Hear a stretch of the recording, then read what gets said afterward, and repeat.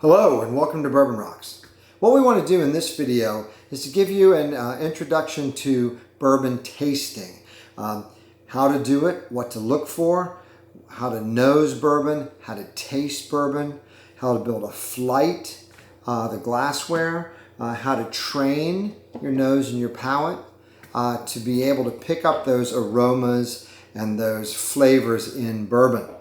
I also promised that I would show you the bourbon collection over on the wall over there. So this is unique in my videos. I do everything in one take, and this is technically one take, but I am going to cut in the middle and show you the bourbon collection.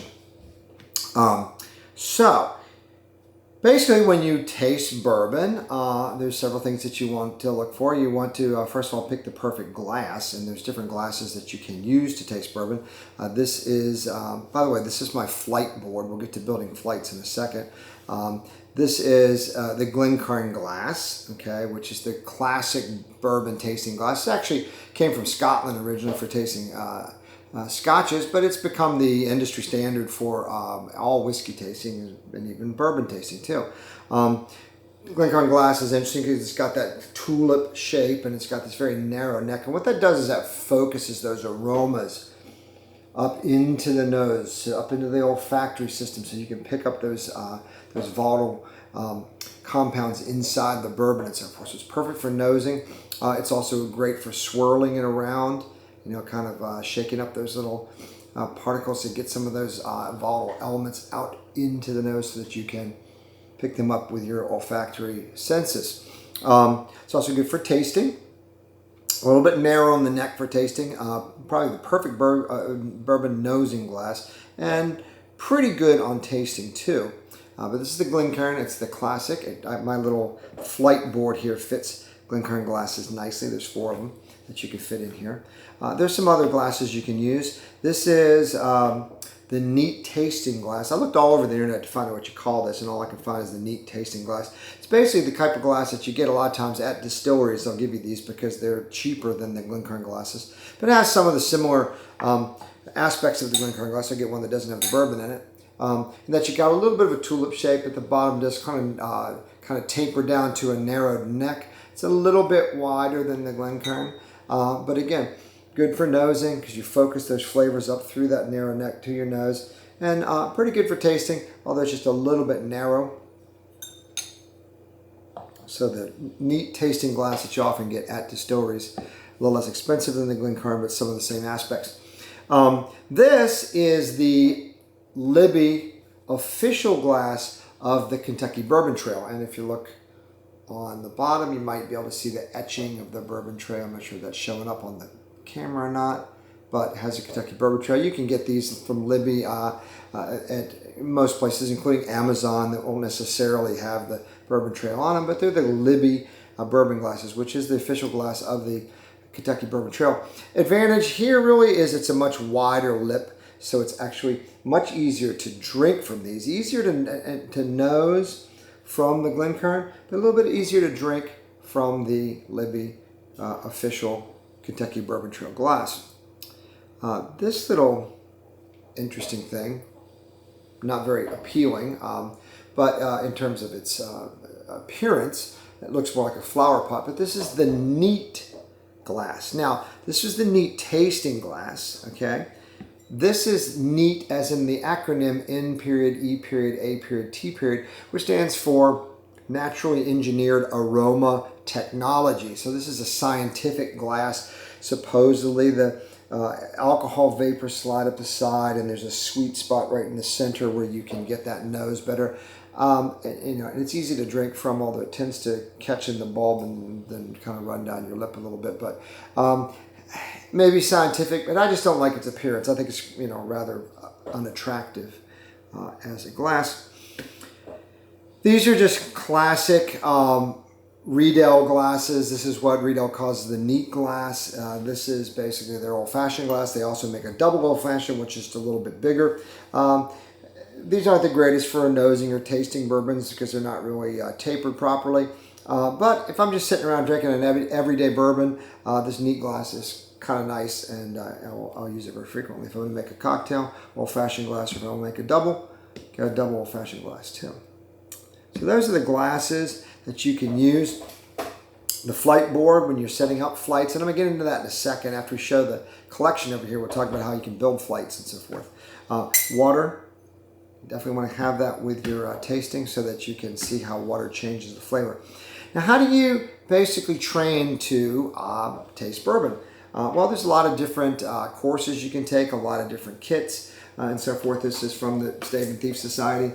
Basically, it's a series of little ampules that have different aromas and so forth that you can use to nose and train your nose to be. You don't drink them, but you certainly can. You dip a little, tiny little strip, almost like you were like a little perfume strip. But you dip it in there, you nose it as you're tasting, and you try to see if you can pull the flavors out of bourbon. The best way was actually to start with the negatives, like what do you not taste? Pull out the things that you don't taste and focus down on what's left, and that tends to be some of the ways you can pick out what's in there. It's how you learn what things taste like. Also, it's scent memory. It goes back to all the way back to your childhood. I usually think when I'm tasting these bourbons, I don't necessarily just say it tastes like cherry or cinnamon or vanilla or raisins. I actually will say something like it tastes like those little orange cinnamon rolls. Those Pillsbury rolls. You get that doughiness from the wheat, and that there's like a little orange zest and that spice from the cinnamon, that icing, that sugary icing. I think of things that I've had, things that I eat, and that's what I pull out. Oh, this reminds me of. So this teaches you basically the different scents that you can pull out of it. But then your brain kind of puts that together and reminds you of what you've had before that this tastes like. I think maybe Christmas in a glass or something like that, fruit cake, or a Krispy Kreme donut. Those are the kind of the ways I sort of think about the taste. Put it into a real life experience, not just a series of things that you smell or aromas and taste that you have, but try to pull it together in some type of memory that you have of things that you've eaten before. Or drank before. Can be drinks. Cola, okay? You see I'm a big Coke Zero fan. And sometimes, not that I put that in fine bourbons, I only drink neat. Unless it's, I'm making a cocktail or something. If it's a less expensive bourbon, I might make a cocktail. I grew up on bourbon and Coke, but, now I drink mostly everything neat. But sometimes I actually pick up a little natural cola flavor in some of these aged bourbons, and so it reminds me of the Coke Zero. So train the little individual aromas and flavors that you get, but also try to put it into a big picture of what that reminds you of. All right, so when we taste bourbons, you're going to take your glass, you're going to pour a nice sizable portion, okay? I'm not stingy when I drink. I'm not stingy when I taste, okay? Even if I'm drinking an expensive bourbon, I'll still do a pretty good pour, okay? I may not drink that bourbon for a while, so it'll last me, but I'm going to enjoy it when I have it. I'm not just going to do a little, 1 ounce pour. Typically, my pours are a little bit heavy. One time I poured it back into a jigger and found that I was up into the 2 to 3 ounce range, close to a double basically when I pour. But hey, I like bourbon. You like bourbon, so be generous. Look at the color first off. Colors are going to range. The spectrum of colors in bourbon are going to range from that amber, to the auburn.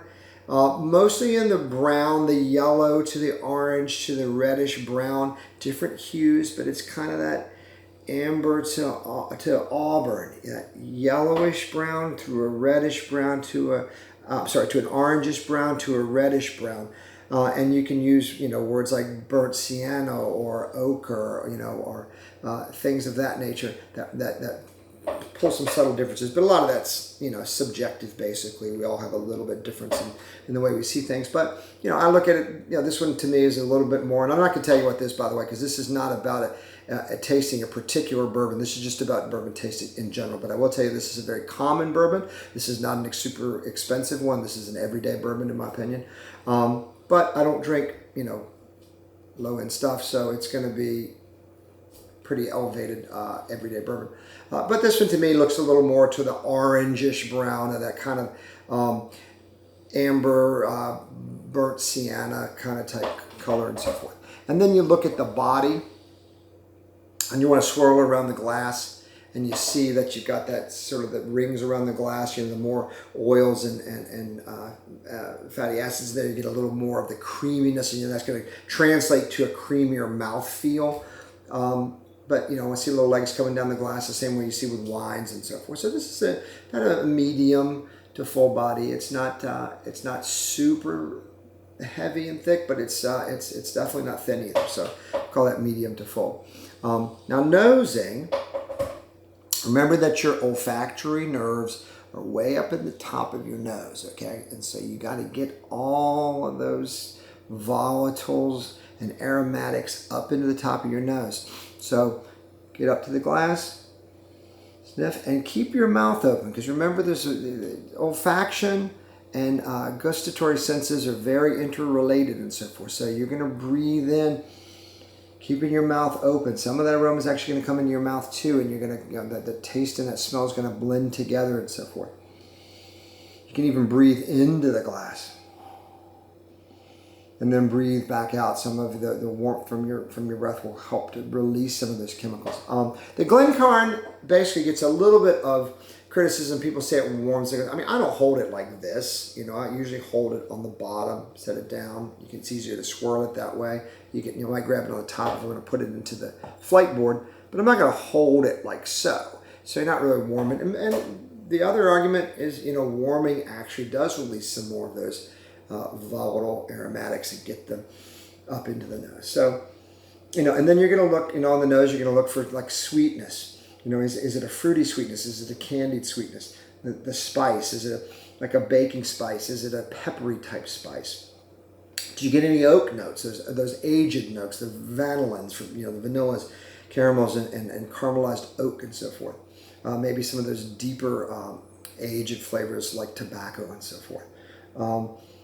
You know, in this one, I'm getting pretty much, this is a pretty standard bourbon. There's a vanilla and caramel, maybe a little bit of cherry. I do get a little bit of fruitness from the cherry, but it's not a lot of complexity here. It's pretty simple and typical bourbon flavors, just a little bit maybe to the cherry side. And then when you get to the taste, okay, now you get into the palate basically. So you're gonna take a nice good sip, swirl it around your mouth, chew the bourbon. Literally, they call it the Kentucky Chew for a reason, because you're actually going to chew it. You want to get it all around your mouth. Remember, different taste buds are located in different parts of your mouth, and so you want to get this bourbon all the way around your mouth and so forth. And chew it, and then swallow, and you can feel that Kentucky hug as it goes down. If it's a high proof bourbon, there's going to be a lot of alcohol at first. Same thing with the nose and with the palate. On that first nosing, that first tasting, you're going to get a lot of alcohol. So, you know, you'll probably see it in your face if it's this is not a super high proof bourbon. This is around the 90s. But if you're getting, you know, a barrel proof up in the 130s and so forth, you're going to know it. You're going to see it in your face, because you're going to get that super, you know, big charge of alcohol at first on it. And same thing when you sip it, that burn's going to hit you right away. So give it a second. Come back. You're going to get a lot more on that second nosing, that second tasting. Once your taste buds and your olfactory nerves have gotten used to that high proof, it'll be easier. This was not very high proof, so we start out here.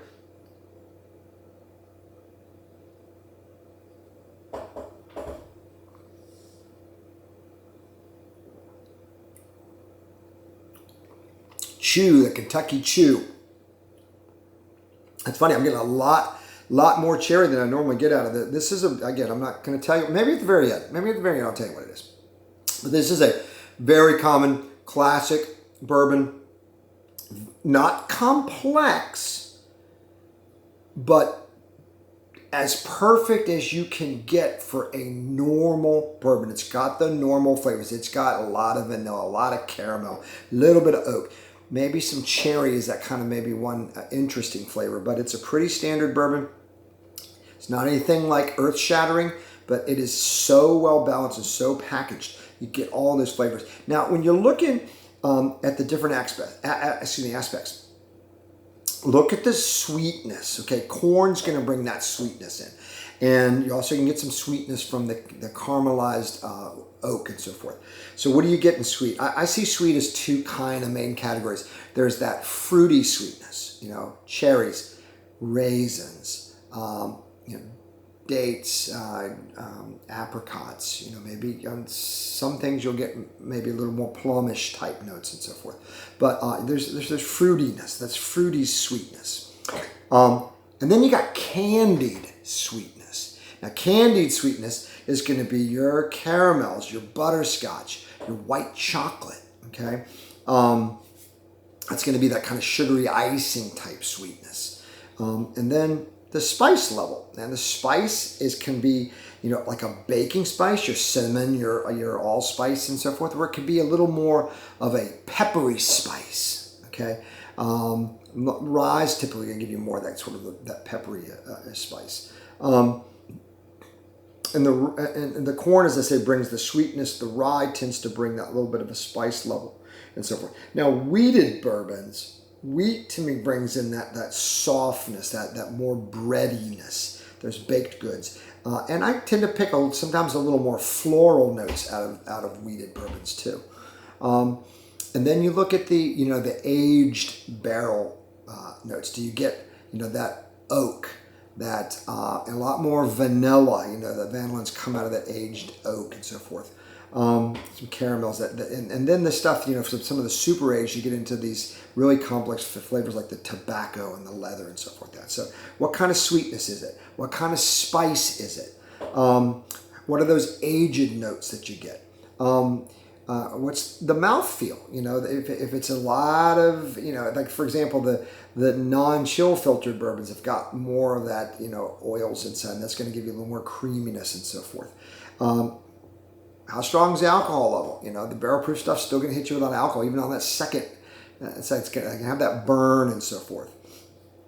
And so there's things that you pick up, and then you look, this one basically, again, is just a standard, classic standard bourbon. It's got the vanilla, got the caramels, a little bit of oak, and quite a bit of cherry, actually. But this is just a very perfect example of a normal bourbon. And then the finish, okay, what does it feel like as it goes down? What's left in your mouth? How long is that finish? So,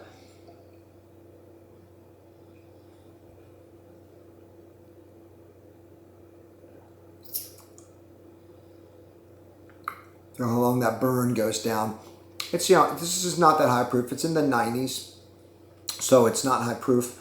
And it leaves you the lingering caramel, vanilla flavor, that sweetness just lasts on the tongue. And that's actually still lasting. So, it's a medium, not super high finish, but medium to long finish. And it just leaves exactly. This is so balanced because the nose, the palate, and the finish in this bourbon all pair so well together that they're so balanced. And again, not an exciting bourbon, not a whole lot of complexity to it, but unbelievably perfect at being a normal bourbon. What is this? This is standard Blanton's. This is the original single barrel Blanton's.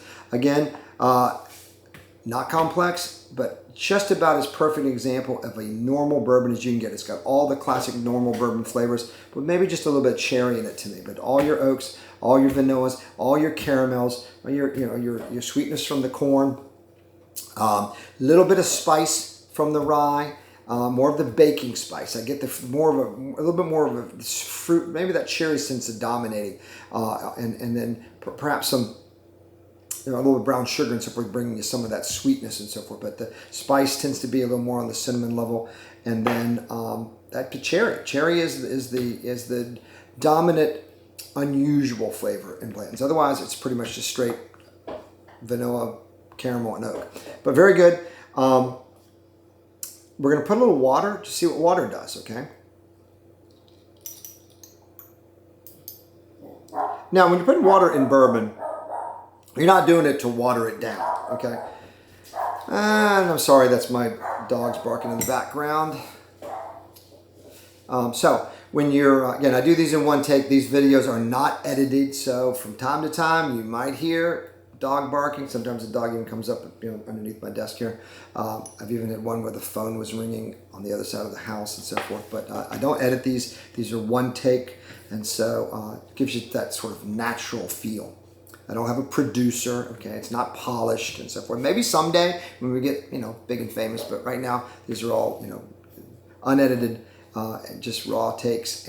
But it's that natural feel that I'm trying to give you of tasting bourbon. So we put the water in. We're not trying to water down the bourbon. We're just basically trying to release some of those flavors, some of those volatiles get released by the water. I'm a surgeon. I'm not a chemist, so I don't really not explain all that for you. Maybe someone can. But anyway, it does release some of those aromas, brings them up. And to me, I think water tends to bring more fruit out, and it's doing that in this Blanton. So I'm getting that more cherry, that unique cherry, which is about the only unique thing about Blantons. Otherwise, it's pretty standard bourbon, but that cherry comes out nice. But it's so well balanced and so forth. And let's see if it changes the flavor.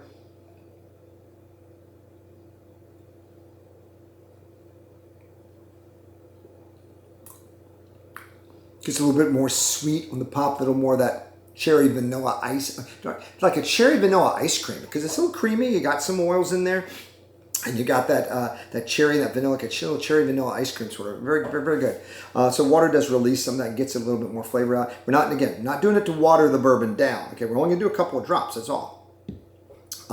So anyway, building flights. Okay, now what I'm gonna do here is. I'm not going to pause the video, but I'm going to take a second because I'm going to cut this little segment out. It's the only time that I've done editing at all. It's the first video I've edited at all, but I'm going to, except for the intro. I do put an intro on all the videos, but I'm going to cut here, and then I'm going to show you some of the bourbons up on the wall here from my collection, and then I'll come back and tell you how we build the flights.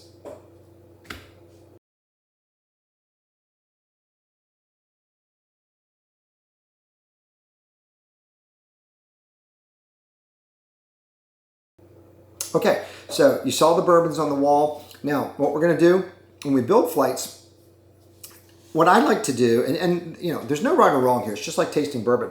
I taste things, you taste things. Doesn't mean we taste the same things. Doesn't mean I'm right and you're wrong, or that you're right and I'm wrong. As long as you're honest with yourself, as long as you say what you really taste, don't lie to yourself. Just be honest. Sometimes you taste things that are like odd. I got a few bourbons and some, especially a couple of ryes, where I taste some really strange things that my friends are like, wow, how do you taste that? But then they come up with stuff, and I'm like, well, how do you taste that?